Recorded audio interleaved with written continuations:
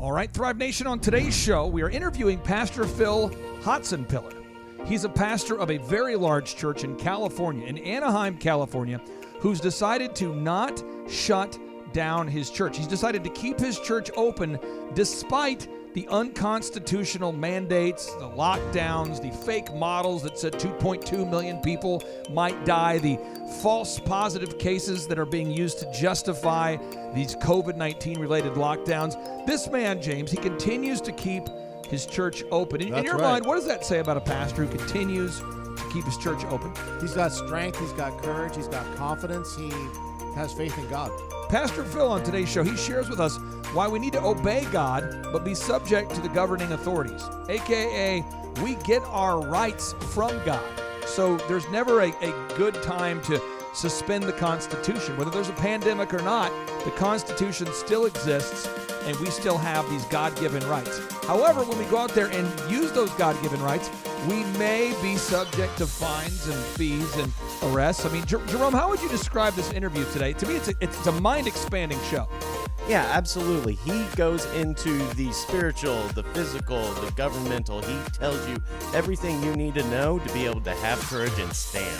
Folks, if you are listening, if you're looking for a source where you can learn how to confidently communicate with the truth with love, if you're looking for a way to communicate the truth with love, that the COVID-19 models that said 2.2 million people might die were false, that the COVID-19 PCR tests are falsely calibrated, that the treatments that actually work to successfully treat COVID-19 100% of the time, those are real, but they're being blocked from you for false reasons. If you're looking for all of that, this is the show for you. This is an incredible show, incredible interview with Phil Hotsenpiller, who breaks it down like fractions. Ladies and gentlemen, without any further ado, my interview with Pastor Phil Hotsenpiller. Some shows don't need a celebrity narrator to introduce the show, but this show does. 2 men, 8 kids, co-created by 2 different women, 13 multi-million-dollar businesses. Ladies and gentlemen, welcome to the Thrive Time Show. Now, 3, 2, 1, here we go! Started from the bottom, now we here. Started from the bottom, and we'll show you how to get here. Started from the bottom, now we here. Started from the bottom, now we here. Started from the bottom, now we here. Started from the bottom, now we here. Yes, and occasionally it is time to say no, because if you are listening to today's show and you're a freedom-loving American, you know that we all as Americans believe that we have certain unalienable rights given to us by God, and that we create governments amongst men to uphold those rights, a.k.a.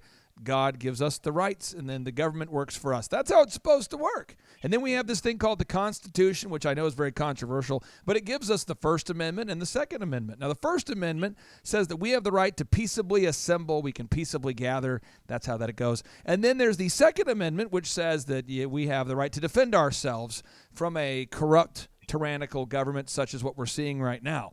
And so we were told there's these models that said 2.2 million Americans might die. We were all told 2.2 million Americans might die. Those models were created by Neil Ferguson, and the organization is called the Abdul Latif Jameel Institute, funded by Amazon and Bill Gates. We were told 2.2 million people might die. A few weeks later, they say, oops. Dr. Deborah Birx says, oops. The models were off by 25 times. And at that point, I thought we would be done with this. But no, they continue to say, now everyone has to get tested. So we're all taking PCR tests, COVID-19 tests, to see if we have a virus so deadly we don't know that we have it. And those PCR tests are supposed to be calibrated at 17 to 20 cycles. But they're not. The CT threshold, the cycle threshold is set to almost 40 cycles, which is like a speedometer telling you you're driving 400 miles an hour when you're in fact driving 7 miles an hour. Meanwhile, we have the fake models, the fake tests. A lot of churches closed and a lot of businesses closed because some people apparently thought that the Constitution can be suspended in the event of a fake-demic, a scam-demic, a false-demic. But there's one man who said, you know what? I'm not going to shut my church down no matter what. And he is here with us on today's show. So, Pastor Phil, welcome on to the Thrive Time Show. How are you, sir? I'm great, man. Thanks for the great intro, getting me all wrapped up for this moment.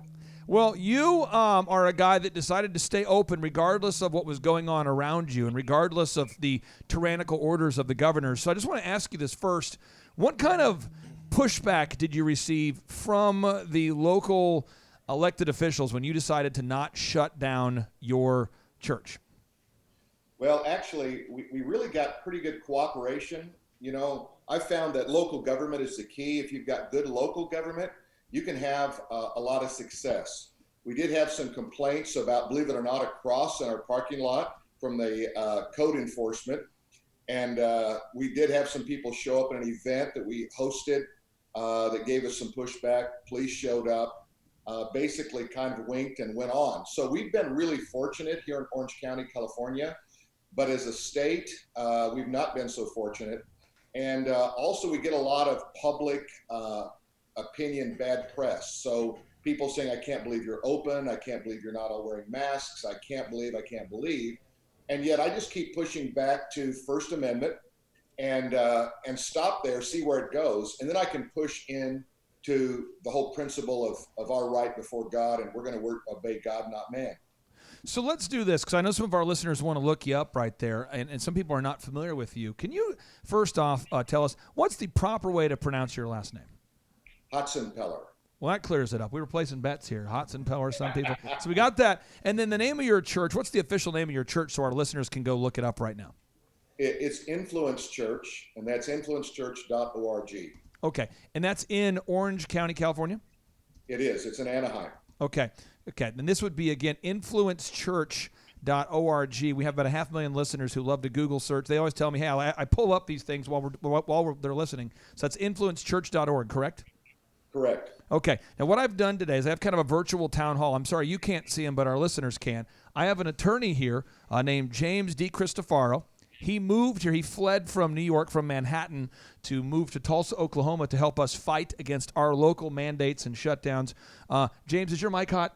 Can you hear me? Oh, it sounds beautiful. Okay, it's so hot, James, so what hot. question would you have for Phil? Because he's actually the lead attorney fighting against the unconstitutional shutdowns, mandates, and lockdowns in Tulsa, Oklahoma. James, what questions would you have for the good Pastor Phil? Well, Pastor Phil, thank you so much for staying strong, for fighting the good fight. We need more people like you around. I think that we're finding Amen. them too. They're coming out of the woodwork, and it's super exciting. We hold these Monday meetings, and they're just growing with a lot of support. And the Monday meetings are to gather like-minded people who don't like the oppression of the government, don't like the mask mandates, don't like the lockdown, don't like to not be able to really do anything, don't like the fact that their businesses are shut down, that their bars are closing at 11 o'clock at night, bars and restaurants and things like that. Just this whole bit of nonsense.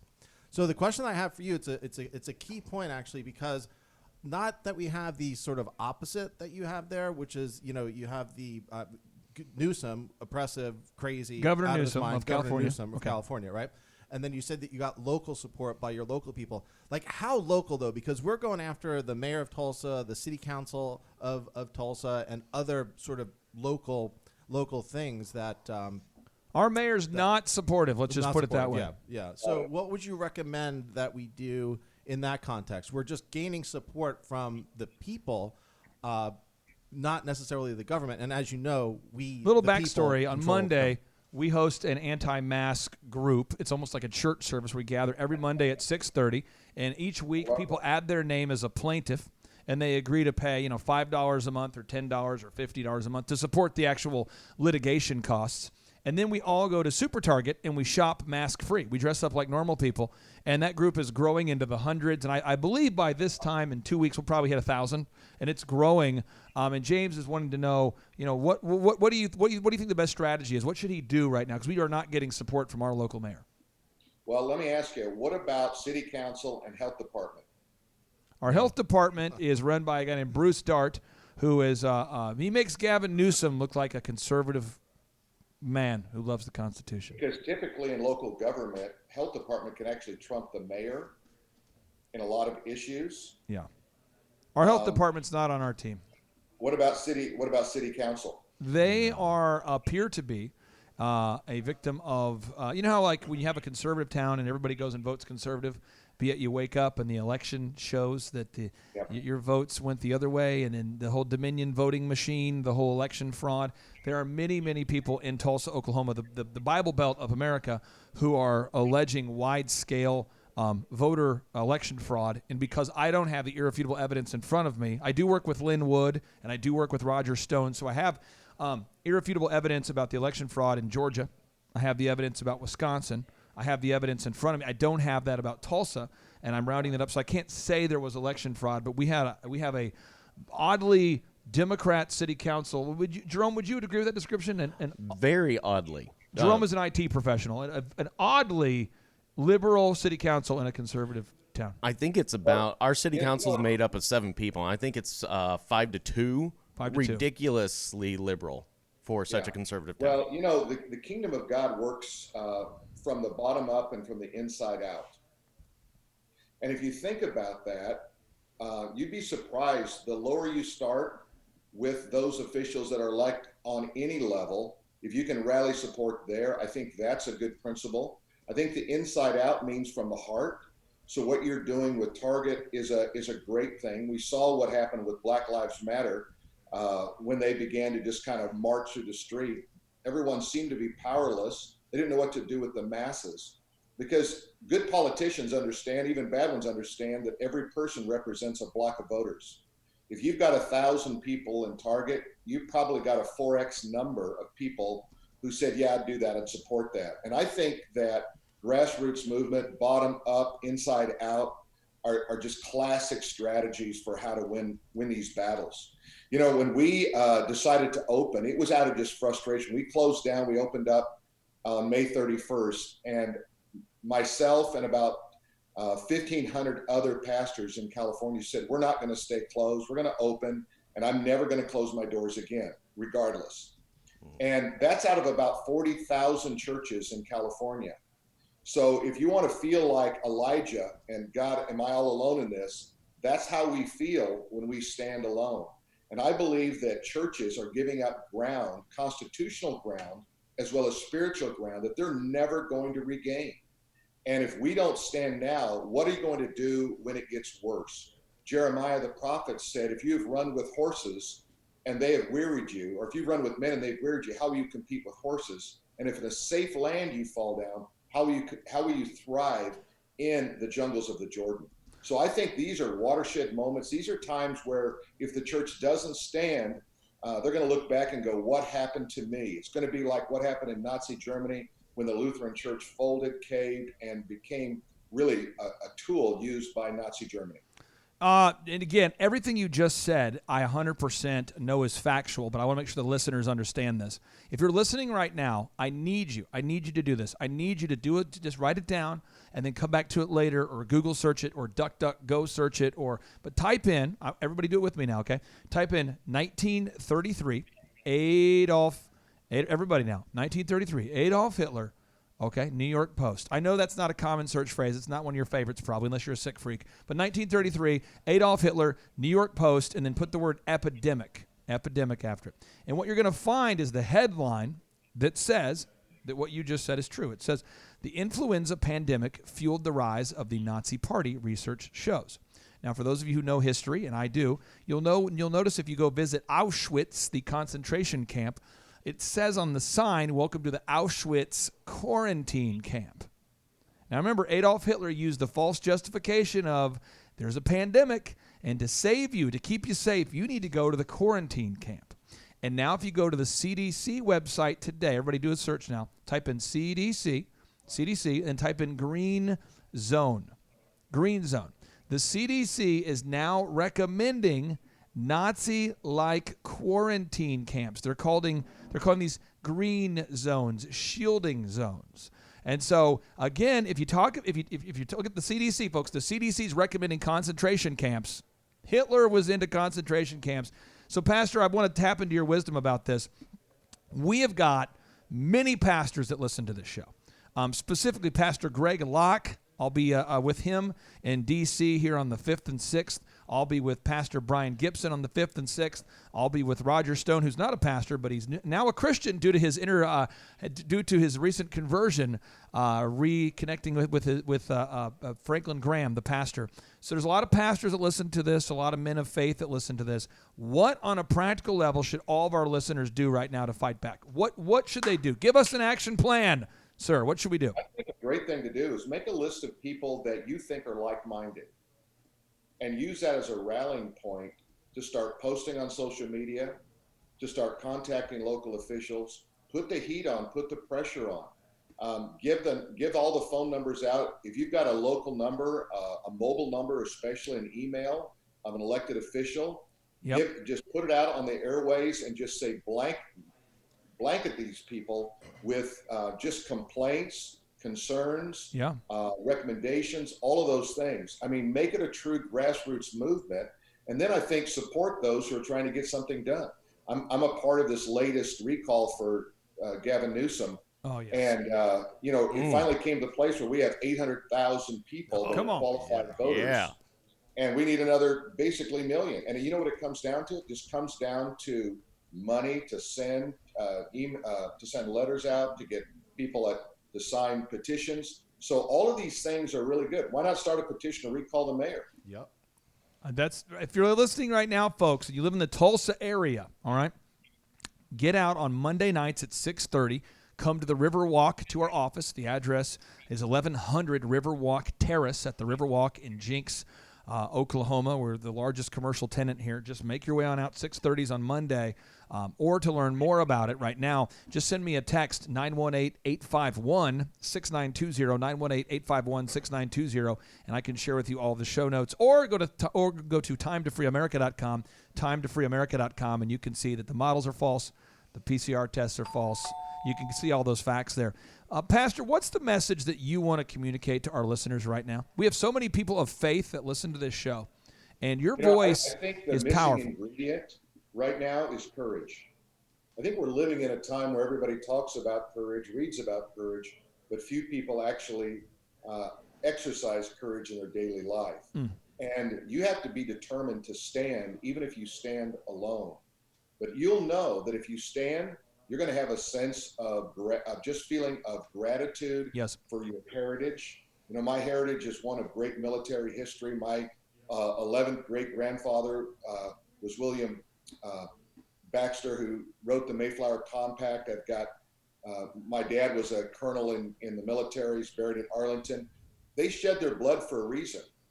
And, in July, I got to the next level of frustration with the latest edict, and I launched something called AmericanFaith.com. And I really did it as just, I don't know what else to do except try to get this message out. And it's really resonated with people. And now we're gonna launch that into a media network as well. And the first rollout will come February 1. Then we'll roll out the big picture in June or July. And that's so AmericanFaith.com. What can you do? What's in your hand to do? Go do it. What's American Faith going to be? Will it be a network, or how would you describe what AmericanFaith.com is going to be?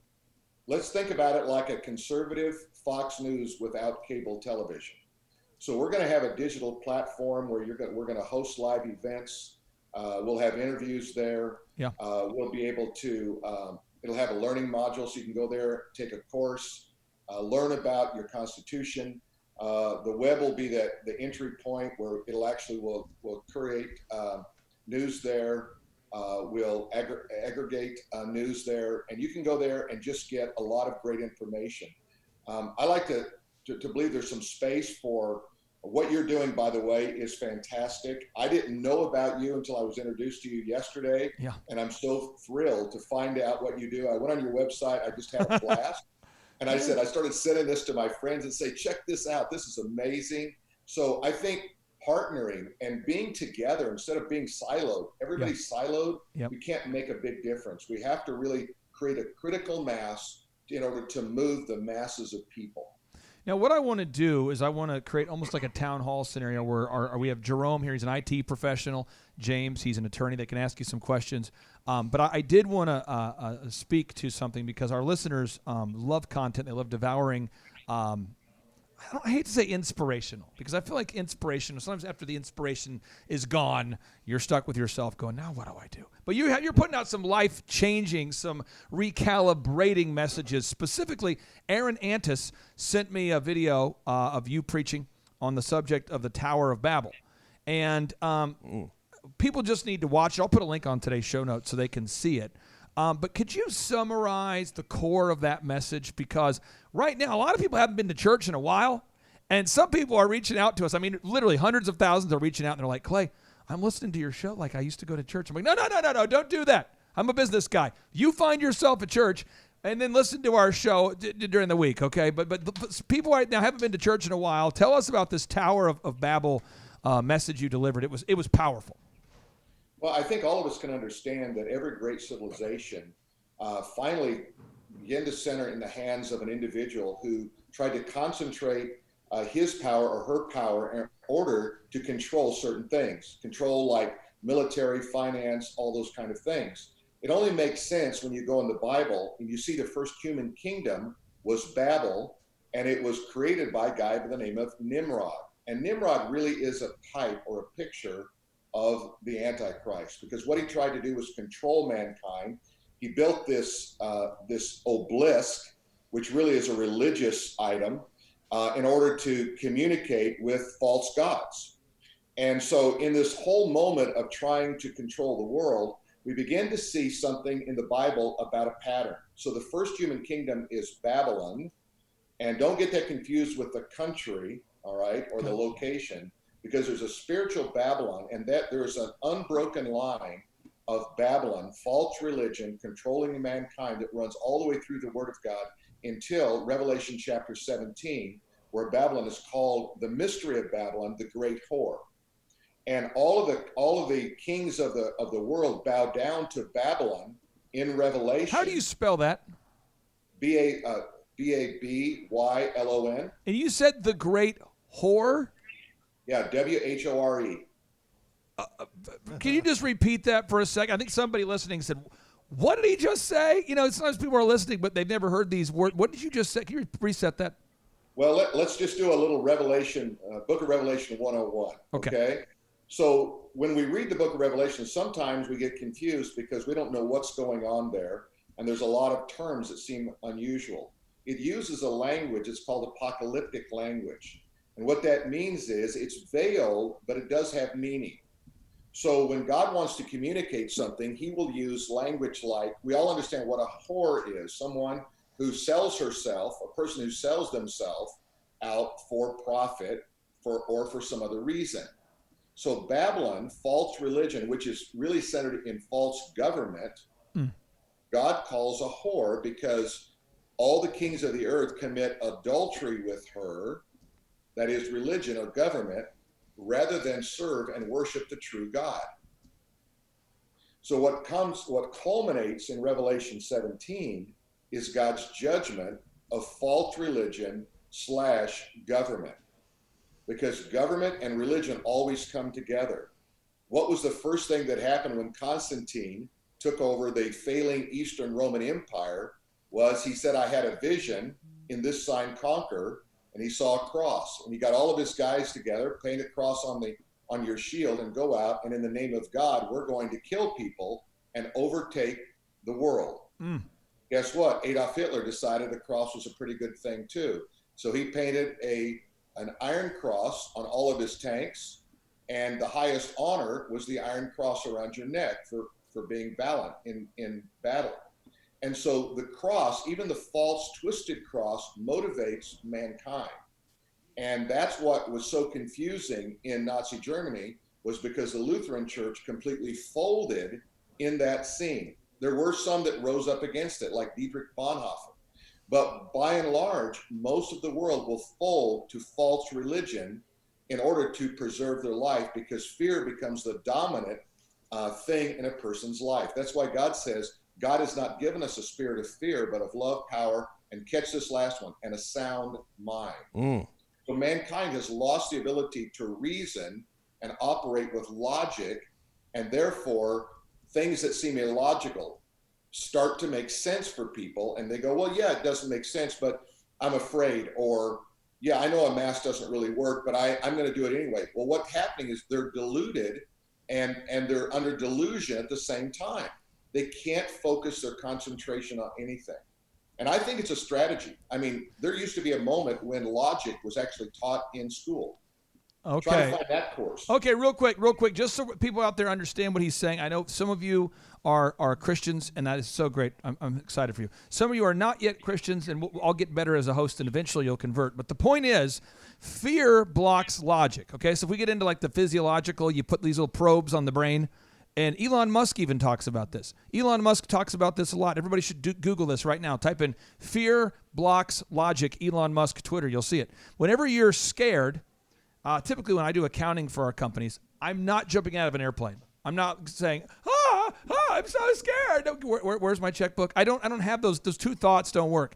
Fear blocks logic. Hate blocks love. So whenever you worry, what do? You should worship. Whenever you worry, you should worship, and worship cancels it out. That's why when the book of Ephesians is so powerful. You know, Paul got beaten, 39 times on 5 separate occasions, shipwrecked multiple times. He writes 13 books of the Bible while in prison. And he says in Ephesians, and Pastor, correct me because you're the man of God who studied this. I read Ephesians all the time, but I'm certainly not qualified. But Ephesians, it tells us to pray without ceasing, right? Pray without ceasing so that we can you maybe explain Ephesians? Because that helped me reading the chapter of Ephesians, knowing, wow, I need to give thanks and pray without ceasing. And then all of a sudden, the fear of this whole thing, I was over the fear of the pandemic, honestly, in like 60 seconds. Well, let me, you said something really good. I want to pick up on it, and then we'll jump into the prayer thing. But the speech center of your brain, when I speak, the speech center of my brain actually controls my nervous system. So when I speak out loud, I'm afraid I'm going to get COVID, I'm going to die, I'm going to lose my job. My entire body responds to my speech. That's why so much of illness is psychosomatic, because people tell themselves they're sick and their body, their nervous system responds in like manner. So I just want to affirm what you just said. Now, when it comes to pray without ceasing, you say, well, how do I do that? Don't limit prayer to pulling yourself aside in a room when you're in crisis. Think about communicating with God all day long, whether it's verbally or in your spirit. That means in your heart. You can speak to yourself, say, God, I just want to thank you for this day. And you're saying that, but you're using a very proven technique of also self-talk. So I'm talking to myself, but I'm also talking to God at the same time. And if you can wed those two things together, because remember, your mind doesn't know the difference between truth and error. It takes the Word of God and it takes the Spirit of God to discern truth. And I always use this illustration. If you've ever been in your house and your wife said, hey, what's that noise? And you say, there's no noise. And she says, go check it out. Somebody's in our house. Well, I don't want to go down there. You know, if there's somebody down there, let's stay up here. I'd rather die in bed.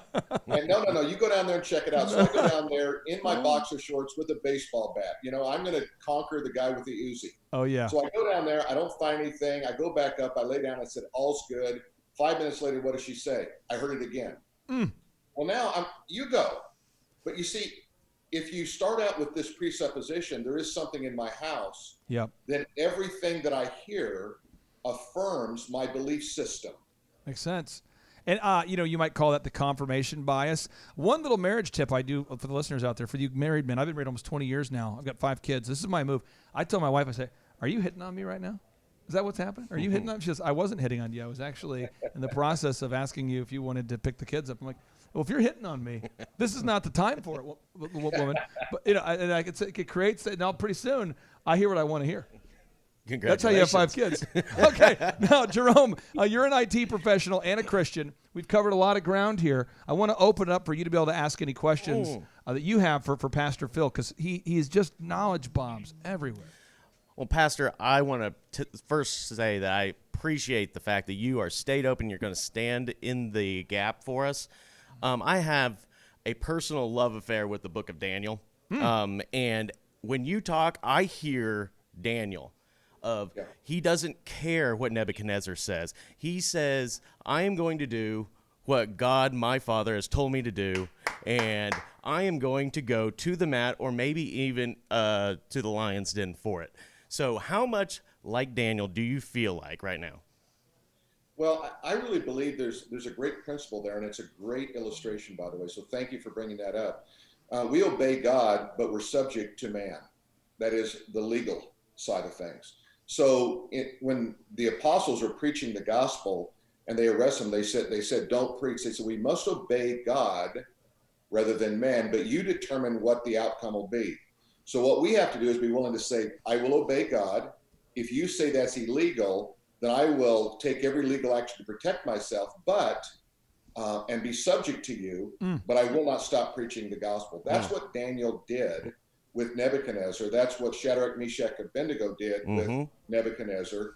And I believe it's a great model for us today is obey God, be subject to mankind. Yes. And that clears up a lot of Romans 13, which a lot of Christians want to quote because they say, well, you need to be subject to the governing authorities. And now you can say, I absolutely am. If they want to arrest me for not wearing a mask, then I'm willing to go. But I'm going to do everything in my power as a citizen, not a subject. Remember that. We're citizens. Therefore, we run the country through representatives. We're a constitutional republic. Therefore, I'm going to use everything in my power legally to fight you in this. But ultimately, I will submit myself to the highest law in the land, but I will obey God in everything related to God. You had a little saying you said that I like to take notes on the show so that way our listeners can read them. The little phrase that I almost wanted to put on a T-shirt right there. You said, I think you said, "Be subject." Can you repeat that little line? To be how we should be, how our relationship should be with government and God. You said, "Be subject to." We obey God. Obey God. But we're subject to man. Obey God, but be subject to man. But be subject.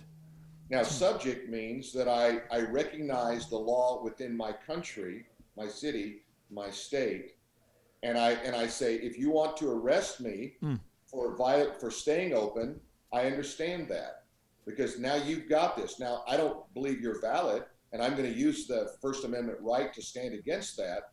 But at the same time, I recognize that law has to exist within our world. Lawlessness is something that is just run roughshod over us in the last 6 months through all the demonstrations, the rioting, and everything else. It's really interesting. I don't know if we have time to get into this. Sure, but a few years ago, I'd been asked to do an interview for the History Channel, and I was the biblical expert, and they had quantum physics guys, they had scientists, they had military, they had everything. Yeah. And I really kind of walked through the book of Revelation. And the producer shut off the camera and he said, okay, I got to ask you a personal question. What scares you? What keeps you up at night? And without even hesitating, I said, when lawlessness marches down Main Street unabated. And the reason I said that was because the Bible says the man of lawlessness will reveal himself, that's the Antichrist, in the last days. Well, out of that interview, my literary agent contacted me, and I wrote a book that became an Amazon bestseller called One Nation Without Law. And in that book, I talk about the principle of law and the rule of law and what happens with a lawless society. And lawlessness doesn't mean just people rioting in the street. It also means that on a judicial level, we're not seeing judges enforce the laws as they are on the books. So they might say, I don't care about the First Amendment. I believe the governor of New Jersey said that. We temporarily suspended the Constitution because of the pandemic. You don't get to do that. I don't think he even knew that he did that when he was asked. That was an interesting part, too. Unbelievable. The guy, he said, I remember him saying on camera, the governor of New Jersey said, we didn't really consider the Constitution when we shut it down. I mean, it's unbelievable. And I want to make sure the listeners get this idea. You said, and I feel like we have to hear something, I don't know, 75 times, 5 times, 10 times to build that neural pathway. I'm not sure how many times, but you said, obey God, but be subject to man, right? Yeah. So we're being subject to the governing authorities. Okay, so be subject to the governing authorities. And you referenced Romans. And a lot of people don't understand what you just said, and I want to make sure that we never jump too fast because our listeners sometimes don't know that which we know. Can you explain? 'Cause I hear pastors. I mean, I'm not kidding. I've talked to hundreds of pastors because Brian Gibson and I, the pastor, we launched peaceablygather.com where pastors can register to receive information about COVID-19. They wanted to know sincerely, are the models fake? Yeah. Are the PCR tests falsely calibrated? Yeah. And I've talked to, so many pastors. And they keep going back to Romans. Can you reference the verse in Romans that's being perverted and twisted to justify churches forsaking the gathering, even as we draw closer to the big show? So it says, let every person be subject to the governing authorities, because no authority exists except that which has been established by God and for God. And then it goes on to say, if you disobey, it said governments are set up for good. Mm-hmm. All right. They're set up for good, and they will punish the evildoer. So let's kind of break that apart a little bit. All authority is established by God, for God. Let every person be subject to. Yep. So subject to, but not obey. For example, the Bible says that we are in marriage, we are to be subject to one another. That doesn't mean we obey each other. That means we respect our role and our position in that family unit. When a policeman pulls me over if I'm speeding, he's not better than me, but I pull over because I'm subject to his authority. I may disagree with the ticket, think I did not deserve it, but I still have to be subject to and receive the ticket. Then I can go to court and go through a system of law based on the rule of law that will give me the rights, which, by the way, came out of the Magna Carta. That's where the whole idea of a jury trial and where many of the things we have came out of was that document, later to roll itself into our documents here in America. So subject to, but what happens when government is not good? Because you see, Romans 13 presupposes government will be good. When government is not good, then we have a right as citizens of the kingdom of heaven to reject that government, try to change that government. We're obviously going to pray for that government to come to its senses, but we are to take action. And I think one of the big mistakes Christians have made is they built so much up about going to heaven that they forgot we're in a co-partnership here with God, where we have to manage well that which we have dominion over, i.e. planet Earth. Now, I don't know why you're not going to Washington, D.C. if you're not going, because you sound like the dream team there. I'm telling you, if you get a chance to hear Pastor Brian Gibson or Pastor Locke, I mean, these guys, Right Side Broadcasting started following around my client, Pastor Brian, everywhere he goes because they're just not hearing this truth. And when I'm hearing, well, that's why Aaron Antis runs Shaw Homes, Oklahoma's largest home building company. And he says, you've got to get this Pastor Phil, on the show. Phil, and one more time, I want to clear this up. How do we pronounce your last name? People out there are just very, very confused right now. Yeah, Hotsenpiller. And are people actually showing up at your church right now? People want to know that. Are people showing up? Yeah, we actually have record attendance. Our kids ministry's never been bigger, but I think the great thing about it is we baptized more people than ever about 2 months ago. Amazing. I think the great thing about it is the caliber of Christian has gone up. Those who were following Christ as a hobby seem to have kind of fallen off. Those who are really serious are really, really coming to the forefront. I'll give you a great example. I met a guy, he's in a very big position in a large company here in Southern California. And he told me, I said, you're new here, how come? And he said, well, the church I was attending for many years, the pastor was doing a series on courage before COVID. And then he closed the doors and hasn't been open since. And so I found a new church because courage is not something you talk about, it's something you do. So good. So good. Do you write books? I do. I've written, I got 11 books I've written. I feel like the listeners out there, if you're looking for a pastor right now to just reframe, recalibrate, people need to check out your sermons. Where's the best place for people to do that right now? If they want to watch online, if they are out of town, if they're in a different state where they don't have access to an open church, how can they learn more about you? You know, I think a great fast track in is just go to AmericanFaith.com. Got it. Okay. And what we've done is I've been in a series now for 36 weeks talking about our constitutional rights and the Bible. Yep. And it is resonating big time. And I've also posted on there a number of editorials I've done from everybody from Fox News to CNN to Charisma Magazine. So it spreads the gamut. And if you go there today, I don't know if you are familiar with Oz Guinness. Do you know Oz? I do not know Oz. Oz has actually allowed me to take and put a PDF that he created specifically for this season. So you can get a free download of that book on my website if you go. And then Oz is also going to be a part of American Faith moving forward, along with William Fetter, if you know William. And we're really assembling some great people to be a part of this platform that we're creating. We have time for one more question, but before we do that, it wouldn't be appropriate for me to have a show as we have a contested election going on without resetting the irrefutable facts that we have. So if you're listening right now and you want these irrefutable facts about the 2020 election fraud, I want you to go ahead and fire me off a text right now, 918-851-6920, 918-851-6920. Just yesterday, Sidney Powell released a 270-page report, which I will make available to you, the listeners, right now, documenting all the voter fraud. But step one, Jerome, when you went in to vote this year, right? I sure did. You voted on, almost every American voted on voting machines made by a company called Dominion. It's a Canadian company that uses Chinese parts.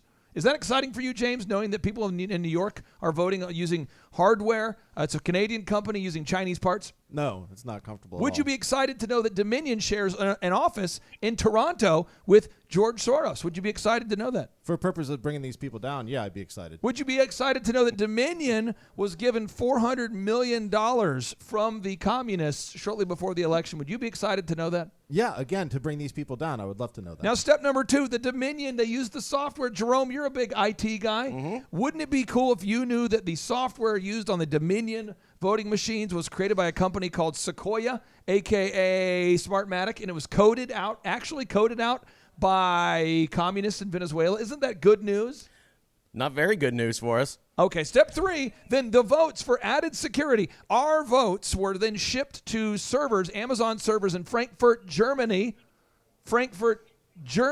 David Hasselhoff, Germany, Volkswagen, the whole deal. Was that the same place that Hitler came from? I can't remember. Step 4, listen, just because I am of German heritage and my family lineage has started the two of the only 2 world wars doesn't mean Germans don't tend to incite riots. Okay. Now, step 4, then our votes get counted in Barcelona. And Smartmatic put a little feature there where they can now switch the votes. What part of those 4 steps, Pastor, is not encouraging, not confidence inspiring? Which one of those 4 steps do you find to be the most concerning, or all of them? I'm pretty well wondering why we even voted based on that, because it didn't seem like we had a chance. But let me bring out something interesting about it. It's called dominion. Dominion is what God gave Adam and Eve in the beginning. He says, you shall have dominion over everything. Now think about it. Satan never had a creative or new thought in his life. He always copied. Yep. Because he's a thief. So he takes this concept of man creating the image of God for dominion, and he's going to shift power by a new dominion that's going to really set the stage for false government and treason. 100% true. And what's happening right now, and I'm going to interview Lynn Wood tonight about this, and then Roger Stone tonight about this, and the prophet Amanda Grace tonight about this, is once you commit election fraud, it's not like you're bouncing a check. It's not like you say, oops, I was speeding, my bad, officer. I forgot to signal. It's not like that. It becomes treason. And 'tis the season to expose the treason. And I'm excited about January 6th because President Trump has a special announcement. Would you guys be happy to know there's over 1 million people already confirmed to be in D.C.? Whoa. Based on hotel reservations. I have people that I know who are traveling who are now staying 30 miles out of D.C. in an Airbnb just to get there. Wow. Amtrakking in. It's exciting. Devin, your dad's going to be there. I'm super excited about it. We have time for rapid fire. Final 2 questions. Rapid fire. No wind-up questions, Jerome, like I do. No wind-up questions. No wind-up questions? No wind-up, James. So we have time for rapid fire. Final 2 questions. James, you're an attorney. You tend to paint people into corners with your questions because you're used to that whole trial thing. But be That's nice right. with this question. What question do you have for the good pastor? You know, I read about false religion this morning. I'm reading Lance Wallnau's God's Chaos Code, and he talks about We just had the Lance on the three- show. Great guy. Yeah, it talks about the 3 areas of false religion. It's the false prophets. No, it's false apostles, false prophets, and then false teachers. And 2 of those 3, I don't remember the third, but 2 of the 3, the false apostles are the politicians, and the media plays a role in one of these 2. And so, trickling down from there, we mentioned this earlier about living in silos, living in fear, wearing masks, believing the narrative. Confirmation bias, all that stuff. It's just this a lot of different Psychological warfare. Psychological warfare. How do you talk to somebody that wears a mask, that lives in fear, that wants to isolate? How do you wants wake to 'em up? socially distance? Yeah, how do you wake them up? I think it's a great question. I wish I had a super great answer. I really begin by just asking questions, because usually the issue is they're not operating within a kingdom of God mindset. They're operating in this natural mindset that I have to do everything to preserve my life. And I said, I don't care if everybody in the world gets COVID. My concern is how many die. Right. So if I turn the table, because the statistics are, did anybody ever ask how many people had the flu a year ago? How many people died from the flu? Nobody seemed to care unless you knew them. Why do we ask now? Why don't we name this a flu? Why do we call it a COVID-19? I mean, COVID-19 sounds like something out of Star Trek. It doesn't sound like, something out of a medical lab to me. And so I think we have to turn the table and say, do you know the stats? Do you know that the percentage, the likelihood of death from having COVID? And do you know that that's probably equal to, some of the most common things you deal with? You're more likely to get killed in a car wreck in Orange County than you are to have COVID. And quick We've had recap on this. 1,700 deaths out of 3.5 million people. In Oklahoma, I will tell you, the number of deaths in this year stayed about the same of every other year. It's about the same. However, the number of flu deaths has just dropped out dramatically. We fixed it all. Heart attacks have just stopped. No, nobody gets the flu anymore. You don't die of the flu, you don't die of heart attacks, and you can't die of pneumonia anymore. Those have all stopped. Yep. It's remarkable how COVID cures the flu. So, Jerome, final question for you. You're a man of logic. You're a great American. You are currently wearing a Make America Great Again hat. Woo! You have a great beard. Everything about you says America, Jesus, America. I love it. Christmas shirt. What question do you have, sir? Hey, I have a little bit more of a word of encouragement for you, Pastor. Of course, in Daniel, King Nebi threw Daniel into the lion's pit, but he came the very next morning as soon as he could, and he was asking for Daniel. I really think that our governments are going to be asking for our faith organizations in the very near future. So, Pastor, I'm just encouraging you to stay the line. Yeah, hold the line, Pastor. We're praying for you.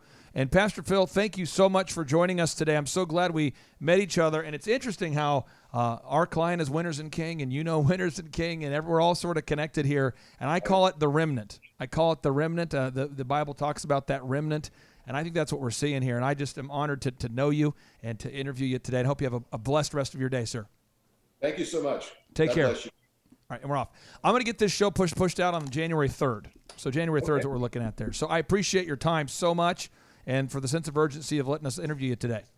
All right. Thank you so much, man. Have a great day. Take care, brother. See ya. Bye. Okay, bye. And now, without any further ado, 3, 2, 1, boom!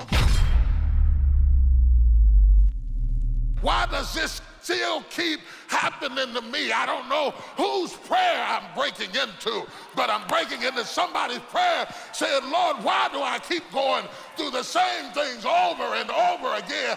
And the Lord sent me here to tell you the problem is with your default. Until you change your default, you will always go back to being who you were before because you have never changed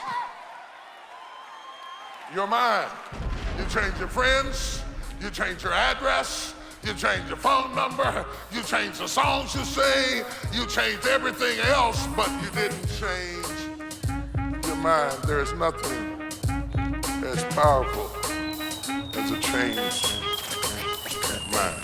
Boom! Nothing is powerful as a changed mind. Boom! Better get yours, cause I'ma take mine. Boom! Leave them where they at if they ain't ready. Used to have a lot of homies, now they dropping like a betty. I'm like, boom! We taking over, it's our time now. Boom! Oh, you ain't know, we about to thrive now. Big, overwhelming, optimistic, momentum, A-class. Hey, back, let me get 'em. Go get 'em then. Hurdle every obstacle, trying to do the impossible. Turned my whole life around, haters thought it was comical. Had to make some moves, didn't even seem logical. Quarterback to play, man, I had to call it audible. Drop back, stop that, rearrange or switch it up. Only got one life to live, it's best that you go live it up. Failure ain't an option, ain't no way that I can give it up.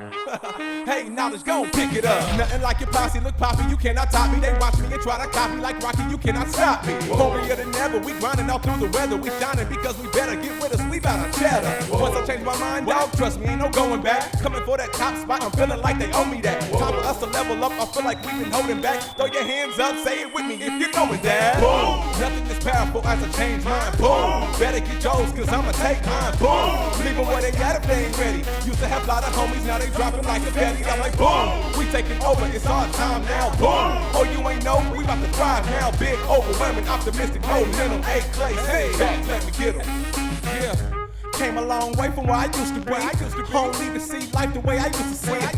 Old habits die hard, but you gotta leave them. If they ain't riding like a Harley, then you don't need them. You're cheering and you're clapping, I don't need that. Fake friends treat them like Fat Joe, make them lean back. Excitement, no vision, makes you blind, I can see that. Anything I think up in my mind, I can achieve that. I can make a million if I want to. I'ma keep it real cause I want to.